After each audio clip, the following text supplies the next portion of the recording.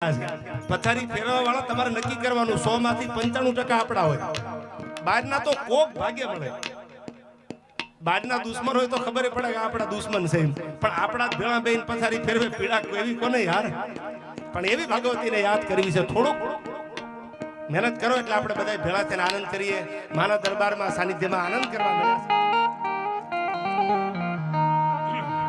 હવે મોજ મારે હું ભાજ મોજ મારે ભાજ મોજ મારે હું રે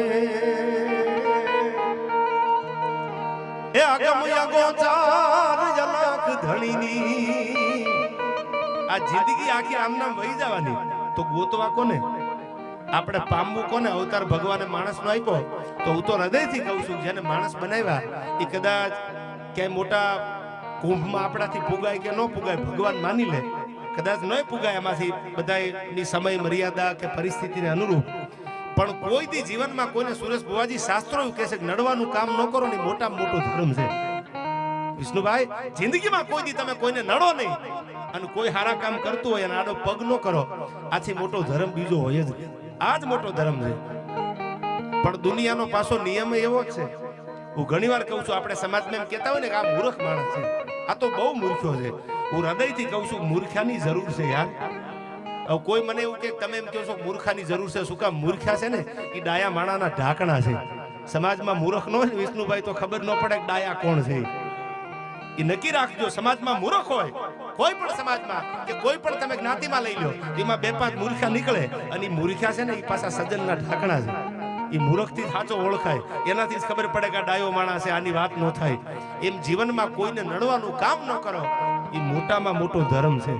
ફેરવાય તો 2 માળા ફેરવજો, ન ફેરવો તો સુરેશ બુવાજી જેવા બધા બુવાજીઓ માળા ફેરવે માતાજીની આગળ, એના થડે માથું મૂકી દેજો. પણ કોઈને જીવનમાં નડો નહીં, આ મોટામાં મોટો ધર્મ છે. અને હવે બીજી વાત કરું, દાન અલગારી કહે છે ગોતવા જેવું આ જીવન કાલ પૂરું થઈ જશે યાર. તો આ જીવતરને જાતા વાર નથી લાગતી, ઘડીકમાં દિવસો એક દી ઉગે બીજો હાથમાં, એક દી ઉગે પાછો હાથમાં, એમ કરતા કરતા દિવસો પૂરા થઈ જવાના. તો કરવાનું શું? તો દાન અલગારી કહે છે, સાંભળજો આ કડીમાં કે મોજ મારે હું ભાજ મોજ મારે હવે મોજ મારે હું રે એ આગમ ગોચાર જલાક ધણીની એ આગમ ગોચાર એ લાખ ધણીની ખોજ મારે હું રે ભાઈ મોજ મારે હું હવે મોજ મારે હું.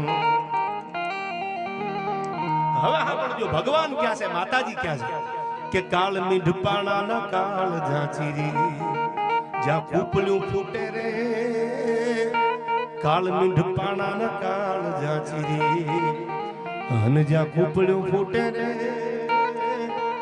આબ ધરા બીજ રામ તું હાલે ભણિયાનો ખેલ નો ખૂટે રે.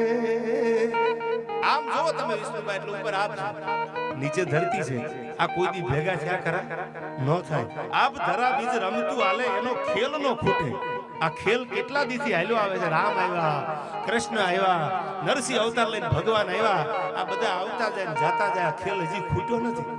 હજી અમારી જગ્યાએ બીજા બેઠા છે, આ કોઈની જાગીર તો છે નહીં. આ તો કોઈ ખવાયું બોલવા વાળો પાછો બેઠો હશે. આ ખેલ કોઈનાથી ખૂટ્યો નથી, એટલે દાન અલગારી લખે છે આમાં કે આબ ધરા બીજ રામ તું હાલે એનો ખેલ નો ખૂટે રે પણ લહેર આવે લાખ લૂટ દરિયામાં પણ લહેરું આવે એ લખ લૂટ દરિયામાં લૂટ તારે હવે મોજ મારે હું ભાગ પેલો પ્રસંગ મને યાદ આવે. માતાજીનું સાનિધ્ય છે, ભગવતીનો ખોળો છે. એવી ભગવતી ચેહર, આમ તો ગઈકાલે ન ભૂલતો હું તો કે આજ કે ગઈકાલ ભગવતી ચેહરનો પ્રાગટ્ય દિવસ ગઈકાલ હતો ને. આ બનાસકાંઠામાં બોલ્યો ડાયરામાં કે માનો જન્મ દિવસ હતો ચેહર માનો. ચેહર ઉપર જેને આજાદ ભરોહા જેને રાખ્યા છે, એ ફળિયા એ આંગણાને કોકની પરિવારને પૂછો તો એના અંદરથી એક જ નીકળે કે અમારી મા ઉપર અમને ભરોસો છે. અને વિશ્વાસથી મોટી ભુવાજી બીજી કોઈ વાત છે જ નહીં દુનિયામાં. વાત વિશ્વાસે ઊભી છે. અને આપણી ગામડાની કહેવત છે વિશ્વાસથી વાણ હાલ્યા જાય. તો એવા વિશ્વાસના વાણ તારે કોણ? તો એ માં તારે. કથા તમે જાણો છો છતાં હું વાત કરી દઉં માની. આવું એક ભરોહાનું વાણ ભુવાજી દરિયામાં હાલ્યું જતું હતું અને એમાં દરિયો ગાંડો થયો.